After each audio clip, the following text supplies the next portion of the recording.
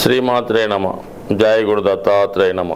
ఈ వీడియోలో మనం 2024 సంవత్సరం ఏప్రిల్ నెలలో మీనరాశి వారికి మాస ఫలితాలు ఏ విధంగా ఉంటాయి అన్న విషయాన్ని మనం ఈ వీడియోలో తెలుసుకునే ప్రయత్నం చేద్దాం.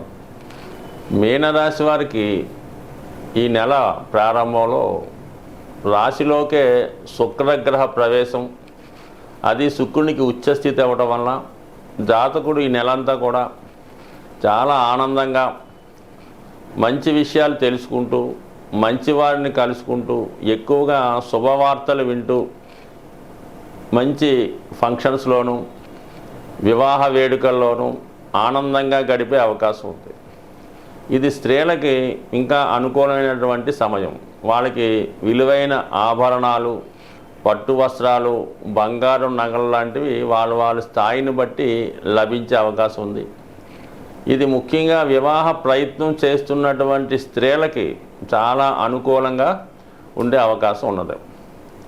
అయితే బుధగ్రహం ఇంచుమించుగా మనకి ఈ ఏప్రిల్ నెల 10వ తారీఖు తర్వాత వక్రగమనంలో మీనరాశిలోకి ప్రవేశించడం జరుగుతుంది. అంటే ఇక్కడ చతుర్థ సప్తమాధిపతిగా ఉన్నటువంటి బుధుడు రాశిలోకి ప్రవేశించడం, అక్కడ నీచభంగ రాజయోగం అనే అద్భుత యోగాన్ని కలగడం వల్ల గతంలో మీరేమన్నా వివాహ ప్రయత్నాలు చేసి అది ఆగిపోయి ఉన్నా, ఏదైనా ఉద్యోగ ప్రయత్నం చేసి ఆగిపోయి ఉన్నా, తిరిగి ఈ సమయంలో అదే పెళ్లి సంబంధాన్ని ప్రయత్నం చేయడం వల్ల 100% మీకు వివాహం నిశ్చయమయ్యే సూచనలు చాలా బలంగా ఈ నెలలో ఉండడం జరుగుతూ ఉంది. సో ఏదైనా ఏప్రిల్ నెలలో ఏదో ఒక శుభకార్యం మీకు వ్యక్తిగతంగా మీకు కానీ మీ కుటుంబంలో ఒకరికి కానీ జరిగే అవకాశం ఉన్నది.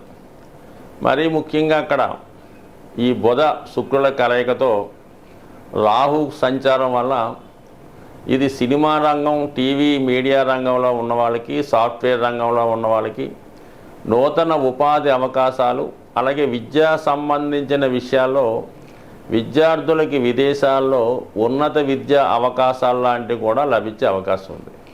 అయితే ఇక్కడ రాహు అదే రాశిలో ఉండడం వల్ల ఏంటంటే ఏదన్నా ఒక ప్రయత్నం ఖచ్చితంగా 1-2 సార్లు చేయవలసి ఉంటుంది. అలాగే ఏంటంటే మిమ్మల్ని ప్రలోభ పెట్టే విషయంలో మీరు ఈ బ్యాక్ డోర్లో మీకు ఈ 5 లక్షలు ఖర్చు పెడితే ఈ ఉద్యోగం వస్తుందని, లేదంటే మీకు ఈ వివాహ సంబంధానికి ఈ విధంగా ఖర్చు పెడతా అవుతుందని కొంతమంది మిమ్మల్ని ప్రలోభ పెట్టడానికో వాళ్ళ స్వార్థం కోసం మిమ్మల్ని ఉపయోగించే ప్రయత్నం చేస్తుంటారు. కాబట్టి ఎట్టి పరిస్థితుల్లో కూడా అటువంటి ప్రలోభాలకు మాత్రం లొంగవద్దు. దానివల్ల అసలుకే మోసం వచ్చే అవకాశం ఉంటుంది. కాబట్టి నిజాయితీగానే ప్రయత్నం చేస్తే 100% మీకు వర్కౌట్ అవుతుంది. ఏదో కారణాల వల్ల వీసా రిజెక్ట్ అయినా మళ్ళీ ఎమ్మటనే మీరు తిరిగి ప్రయత్నం చేస్తే 100% వీసా కార్యక్రమాలు ఈ నెలలో జరిగే అవకాశం ఉంది. అలాగే మరీ ముఖ్యంగా భార్యాభర్తలు దూరంగా 2 ప్రాంతాల్లో ఉన్నవాళ్ళు కానీ, ఆల్రెడీ వివాహమై విదేశంలో వెళ్ళడానికి ఎదురు చూస్తున్నటువంటి అమ్మాయిలకి ఈ సమయంలో తిరిగి మీ భర్త గారిని కలుసుకోవడం కూడా జరిగే అవకాశం ఉంది. వివాహం సంబంధించినటువంటి సమస్యలు ఏమన్నా ఉంటే పరిష్కారం అవడం జరుగుతూ ఉంటుంది. ముఖ్యంగా ప్రేమ వివాహానికి సంబంధించిన వాళ్ళు ఎవరన్నా ప్రేమ వివాహం కొరకు వెయిట్ చేస్తుంటే వాళ్ళకి కూడా ఇది చాలా అనుకూలంగా మారడం జరిగింది. ఇక్కడ ముఖ్యంగా ఈ నెలలో ఈ కేతుగ్రహం హస్త నక్షత్రం మీదకి మారడం జరిగింది 7వ స్థానంలో. అంటే చంద్రుడు, శుక్రుడు ఎప్పుడు కూడా వివాహానికి సపోర్ట్ చేస్తూ ఉంటారు.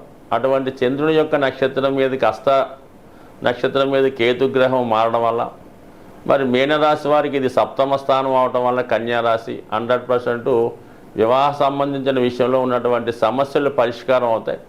మరి ఎక్కువగా ప్రేమ వివాహాలకి ఇది చాలా అనుకూలించే అవకాశం ఉంది. సో ఏదైనా ఏప్రిల్ నెలాఖరులో ఏదైనా శుభకార్యం జరగడం కానీ, వివాహం కానీ జరిగితేనే మంచిది. లేదంటే తర్వాత మళ్ళీ అది అలాగలాగా పోస్ట్పోన్ అయ్యే అవకాశం ఉంది. కాబట్టి ఈ విషయంలో జాగ్రత్తగా వ్యవహరించి తొందరగా ఒక నిర్ణయం తీసుకోవడం మంచిది. ఏదైనా పోస్ట్పోన్ అయితే మాత్రం అది ఇంచుమించుగా జరగదని అనుకోవడం మరి చెప్పుకోదగిన సూచన. మరి 12వ స్థానంలో కొత్తగా ఈ నెలలో ప్రవేశించినటువంటి గ్రహం కుజగ్రహం. ధనాధిపతిగా ఉన్నటువంటి కుజుడు ధన భాగ్యాధిపతి వ్యయ స్థానంలో ఉండడం వల్ల మరి ధనాధిపతి వ్యయంలో ఉన్నప్పుడు ఖర్చు కుటుంబ అవసరాల కొరకు ఎక్కువగా ఖర్చు అవుతుంది.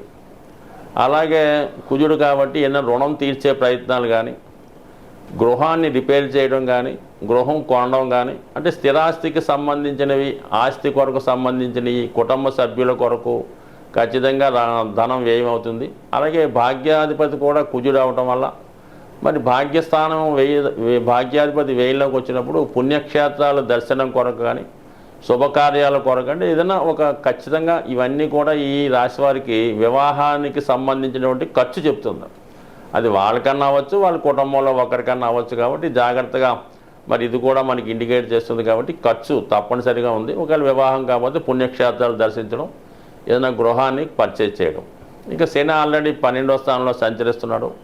దానికి కుజుడు కూడా అక్కడ తోడవడం వల్ల వృత్తిలో ఏదైనా మార్పు కొరకు ఏమైనా ప్రయత్నం చేస్తున్నా, దూర ప్రాంతంలో ఉద్యోగం కొరకు ప్రయత్నం చేస్తున్నా కూడా అది నిదానంగా ప్రయత్నం చేయడం వల్ల, అంటే ఇప్పుడు అవ్వకపోవచ్చు కానీ అది తొందరలో మీ యొక్క విదేశ ప్రయత్నం కూడా నెరవేరవచ్చు. కానీ ఇదే సమయంలో మీరు ధనాన్ని కూడా జాగ్రత్తగా వెచ్చించుకోవాలి.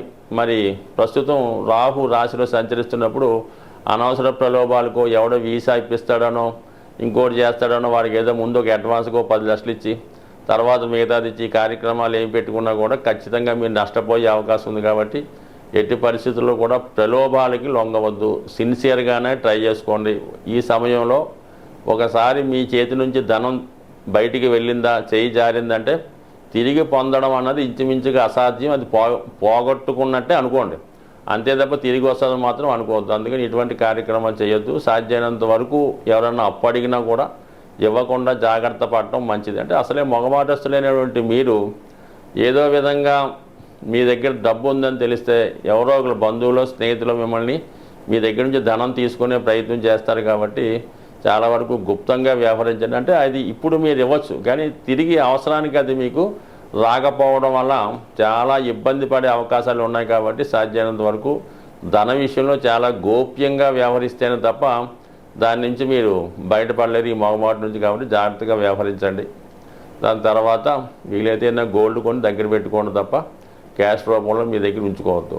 ముఖ్యంగా మరి కుటుంబ స్థానంలో ఉన్నటువంటి గురుగ్రహం అలాగే బుధగ్రహం 2 శుభగ్రహాలు మీ కుటుంబ స్థానంలో సంచరించడం వల్ల మరి ఈ నెలలో, అంటే ఇది ఇంచుమించుగా 10వ తారీఖు దాకా బుధుడు ధనస్థానంలో ఉంటూ, అంటే ఇక్కడ ఈ బుధుడు సప్తమాధిపతిగా ధనస్థానం కాబట్టి వివాహ సంబంధించిన విషయాలు చర్చించడం, లేదంటే మీ జీవిత భాగస్వామికి ఏదైనా వేరే ప్రాంతంలో ఉద్యోగం రావడం కానీ, ఉపాధి అవకాశాలు లభించడం కానీ ఖచ్చితంగా మీ కుటుంబ విషయాల్లో సహకరించడం జరుగుతుంది.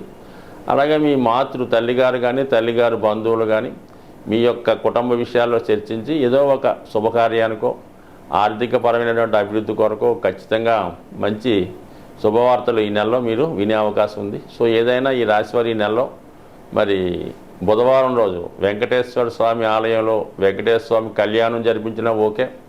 లేని పక్షంలో బుధవారం రోజు తులసిమాల స్వామికి సమర్పించి తులసి దళాలతో వెంకటేశ్వర స్వామిని అర్చించడం వల్ల మరి అటు ఆర్థికపరమైన ఇబ్బందులు, అటు వివాహానికి ఉన్నటువంటి సమస్యలు తొలగే అవకాశం ఉంది. స్వస్తి.